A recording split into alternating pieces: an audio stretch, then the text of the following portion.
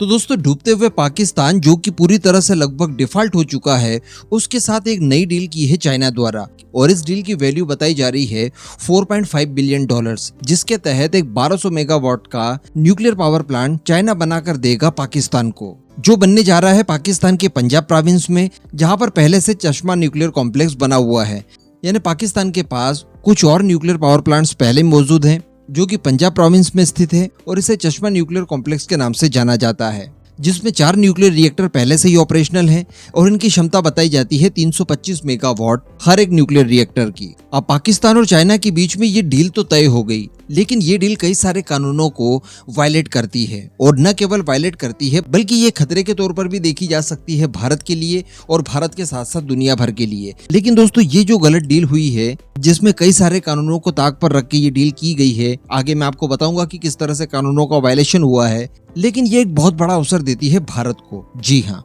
चलिए आगे जानते हैं उन्हीं के ऊपर कि भारत इस डील का अब किस तरह से अपने फायदे के लिए उपयोग करने जा रहा है। तो दोस्तों हम लोगों ने कल ही डिस्कशन किया था कि भारत काफी लंबे समय से, एक्चुअली 2015 से ही एनएसजी का सदस्य बनने की कोशिश कर रहा है, न्यूक्लियर सप्लायर्स ग्रुप,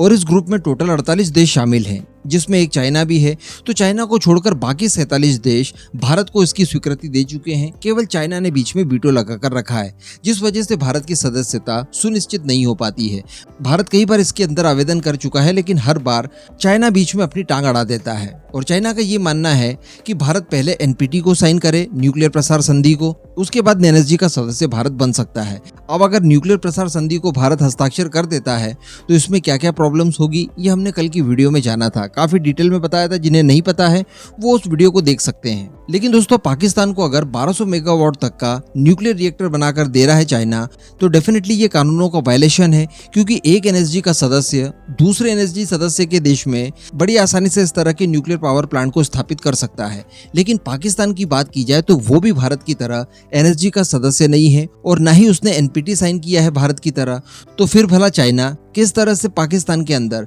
इतने भारी भरकम कैपेसिटी वाला न्यूक्लियर पावर प्लांट स्थापित करने जा रहा है, इस बात को लेकर अब इशू बन चुका है कि चाइना द्वारा यहाँ पर कई सारे रूल्स और नियम कानूनों को तोड़ा गया है। अब जब हंगामा मचने लगा तो इसके ऊपर चाइना ने अपने डिफेंस पे कुछ बोला है और डिफेंस में उसने ये कहा है कि देखिए, हम लोगों ने एनएसजी ज्वाइन किया था 2004 में और पाकिस्तान के अंदर ये जो चश्मा न्यूक्लियर कॉम्प्लेक्स है ये उससे पहले का है और इससे पहले जो न्यूक्लियर रिएक्टर स्थापित किए गए थे वो हम ही लोगों ने किए थे, जो कि एनएसजी की सदस्यता लेने के पहले किए थे। तो उसी सीरीज को आगे बढ़ाने के लिए आज हम लोग 1200 मेगावाट क्षमता वाला न्यूक्लियर रिएक्टर वहां पर तैयार करने जा रहे हैं। तो ये किसी तरह से एनएसजी के लॉज को वायलेट नहीं करता। इसके अलावा चाइना के द्वारा एक बात ये भी कही गई कि भारत ने भी तो 2008 में अमेरिका के साथ न्यूक्लियर डील की थी, जिसके तहत अमेरिका भारत के अंदर न्यूक्लियर पावर प्लांट को स्थापित करेगा, जबकि भारत भी पाकिस्तान की तरह एनएसजी का सदस्य नहीं है। तो यहाँ पर भी तो वायलेशन हुआ था लॉज का। तो अगर हमने कर दिया तो उसमें कौन सी बड़ी बात निकलकर सामने आ गई।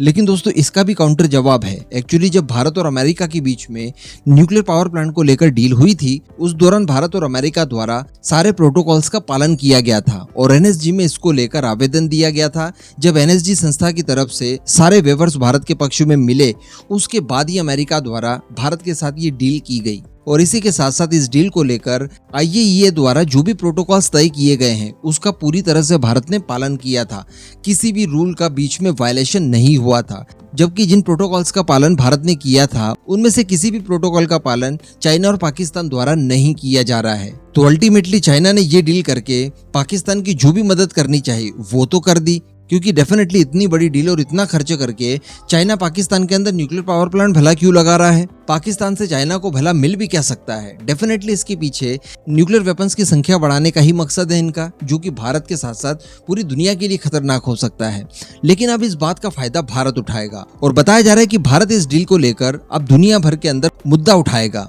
और चाइना पाकिस्तान के साथ एनएसजी जो संस्था है उसकी क्रेडिबिलिटी को लेकर भी कई सारे सवाल उठाएगा। अंततः भारत इसी मुद्दे को को लेकर एनएसजी की सदस्यता प्राप्त करने की कोशिश करेगा, या इसके बावजूद अगर भारत को एनएसजी की सदस्यता चाइना नहीं लेने देना चाहता तो भारत भी इस तरह के रूल्स को ब्रेक करके दूसरे देशों के साथ न्यूक्लियर डील्स करता रहेगा, जिससे कि भारत की सभी आवश्यकताएं पूरी हो जाएगी। हम सभी जानते हैं कि भारत को रिन्यूएबल एनर्जी के क्षेत्र में काफी कुछ करने की जरूरत है इस समय, नेट जीरो तक अगर पहुंचना है तो, और इसके लिए सबसे बड़ा विकल्प न्यूक्लियर एनर्जी ही बनती है। लेकिन एनएसजी का सदस्य न हो पाने की वजह से भारत ये सारे काम एक सीमित दायरे में ही कर पा रहा था, क्योंकि ऑब्वियसली भारत को न्यूक्लियर मटेरियल्स लेने में काफी ज्यादा दिक्कतें आ रही थी, लाइक यूरेनियम। लेकिन अब अगर पाकिस्तान को चाइना बैक विंडो से ये सारी चीजें प्रोवाइड करवा सकता है तो भला भारत को कोई कैसे रोकेगा। तो ये डील पाकिस्तान और चाइना ने कर तो ली, लेकिन कहीं ना कहीं इनडायरेक्ट वे में ये भारत को एडवांटेज दे सकती है। इस पूरे मुद्दे पर दोस्तों मैं आपका ओपिनियन जानना चाहूंगा, क्या भारत ने भी इस तरह से साम दाम दंड भेद अपनाकर न्यूक्लियर डील्स एक के बाद एक करनी चाहिए, या फिर नियमों का पालन करते हुए ही सारी चीजें करनी चाहिए? कमेंट करके जरूर बताइएगा।